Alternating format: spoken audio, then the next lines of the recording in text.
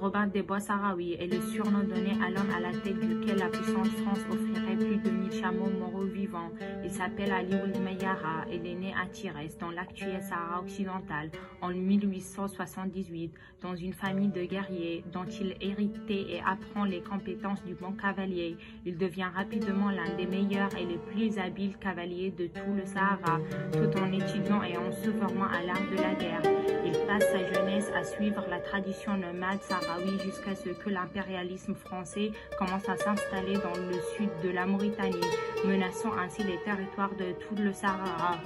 Ce qui motiva Mayara à organiser la résistance sahraoui et mauritanienne et à se diriger vers le sud afin d'affronter l'occupation française.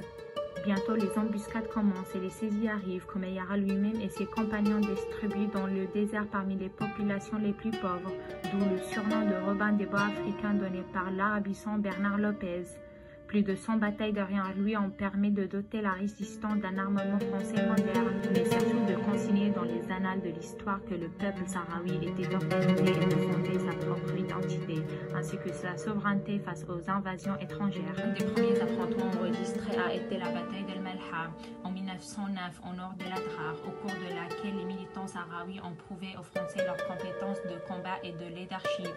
Par la suite, entre 1913 et 1917, il y a eu deux batailles importantes dans lesquelles la résistance sahraoui dirigée par Ali Mayara a décimé les bataillons français qui cherchaient à s'éteindre au Sahara occidental. Ali Mayara, le Robin des Bois Sahraoui, a combattu dans tous les domaines nomades. Il reste dans la mémoire historique du peuple sahraoui, à tel point qu'on trouve dans la culture populaire le dicton « Ahbat min Ould Mayara », plus habile qu'Ali Mayara. Le destin a voulu. Ce héros africain est tombé au combat contre les Français le 31 janvier 1933, précisément à Médjik, territoire libéré de la République arabe sahraoui démocratique, où aujourd'hui son peuple, le peuple sahraoui dirigé par le Front Polisario, poursuit sa lutte contre l'occupation marocaine.